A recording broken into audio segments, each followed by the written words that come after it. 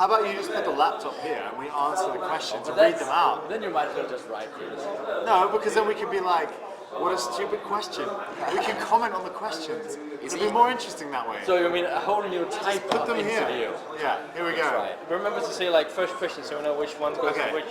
What about you ask me the question? Okay, I will. So you ask the questions. Yeah, that's okay. excellent. So I'm sitting here with Patrik, Sättermon, cArn and Samuel Mathews. And I've been told to ask questions to ourselves because the people of HLTV.org are quite inadequate at being interviewers. So let's start with the first question, Mr. cArn. The question is, yet another tournament for Fnatic, adding more proof that you certainly are the team to beat at the moment. Do you think you can stay at top all the way through 2009? I certainly think we can. We got two new amazing players, Gax and GetRight, which have proved to be the If I had looking back at when we did the decision to make Gax and GetRight into the team, I couldn't imagine it to be this way. We won 4 out of 4 big titles now, and what can I say? It's looking good, promising future. Yeah, I'm certainly excited, being the manager of Fnatic, that we are making lots of money and things are going in the right direction.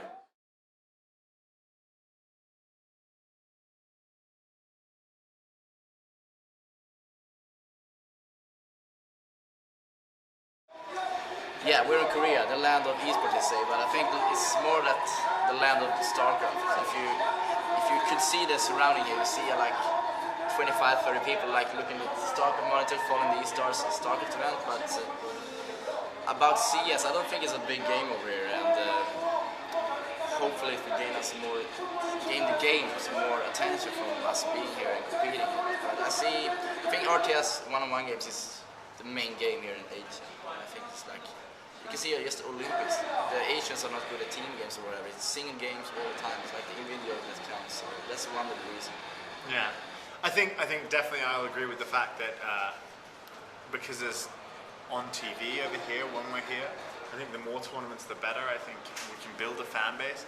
I really don't think that many people in Korea originally played StarCraft.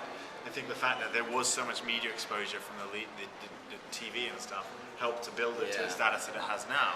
And just compare the games. I mean, StarCraft is one-on-one. It's you understand it's one race against another. But if you look at StarCraft, you need CS. You need 5 monitors for each team. Yeah.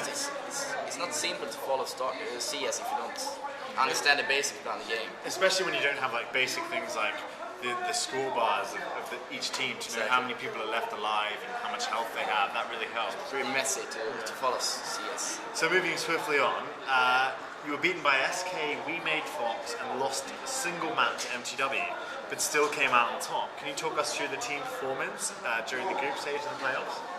Yeah, let me see the questions so I can answer properly. Yeah, we start out facing We Made Fox and Inferno, which is probably We Made Fox's best map and our not the best, but it's okay.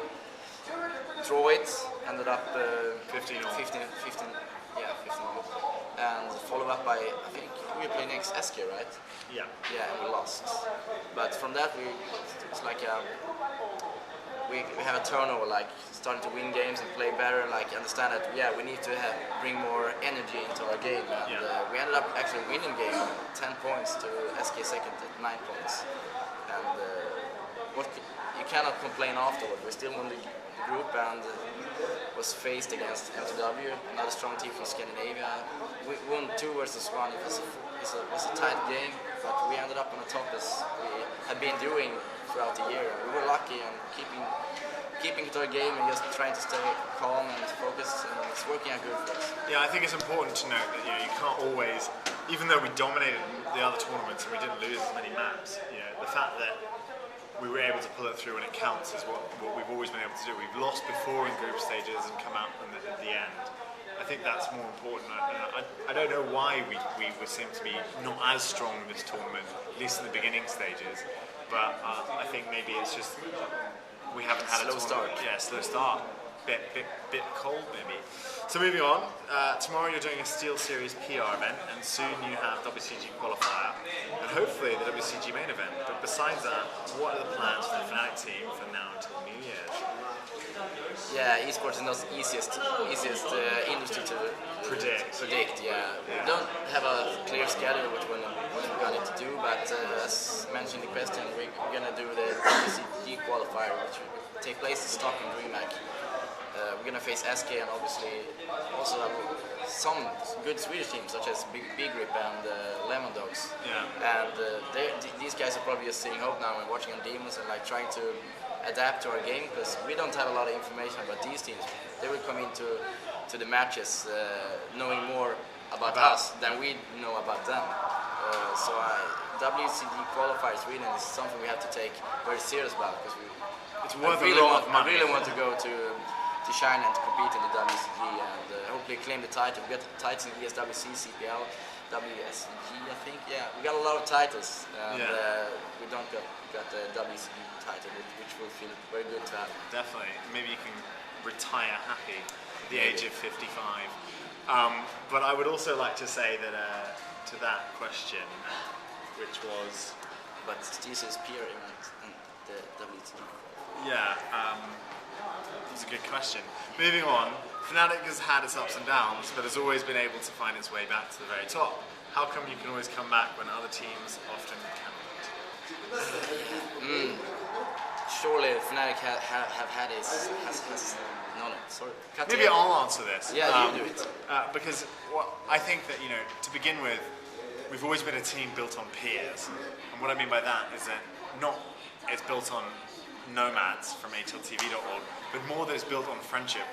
And we always rely on the fact that... What do you even mean with that? Peers. Peers is like, we rely on each other, basically. You build people that you would like to rely on, and you're not individualistic, as it were. And I think that's always been led by you as the leader. You've brought together the team so that never was it one person that had to shine, or it was always a team effort, and the team was always the most important thing. And I think that's why, even though when sometimes we haven't played enough individually and things have gone down, that you guys have managed to pull through, especially when you bring in hungry blood like Get Right and Gux, who have been really amazing individually in other teams, but have yet to shine together in one team. And I think that's when you bring them into the team and add it to that core group, that's why we've been able to shine again. And it's the same way we brought Archie in when he was from nothing before. He was from a smaller team and hadn't shined in a big team. Speaking about that, I think the main reason is, in CS and like team games, or you need different personalities and different game types, and trying to make the best out of it. Like team play and tactics is a part of it, but it's like more chemistry and how you work as a group, and how cool you can keep your heads in the battle. Like we have been working a lot of this, and fnatic throughout the 4 years I've been in the team, we've been quite successful, and I'm actually proud of it. I'm very proud of it too. We are very proud to be together, and in many ways. Yeah, he is. I'm very proud. But I would like to ask a quick question to the HLTV crew. Was that question about just TS? Yeah. Yes, it was. Damn it, we couldn't talk about fnatic more. Anyway, if you have anything to add, then we would like to finish off by thanking our wonderful sponsors, who you may have noticed that SteelSeries brought up the Kinzu mouse, which both Forest and Gux are playing with now, and we still managed to win the tournament, and in 5 days preparation with that mouse, so pretty impressive.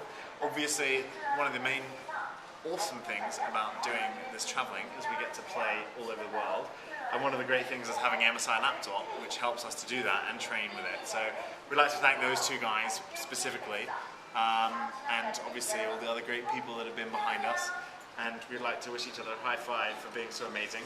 High five. And we would like to hope that Height would sponsor us with more beer and more money. So thanks very much and goodbye. Bye bye.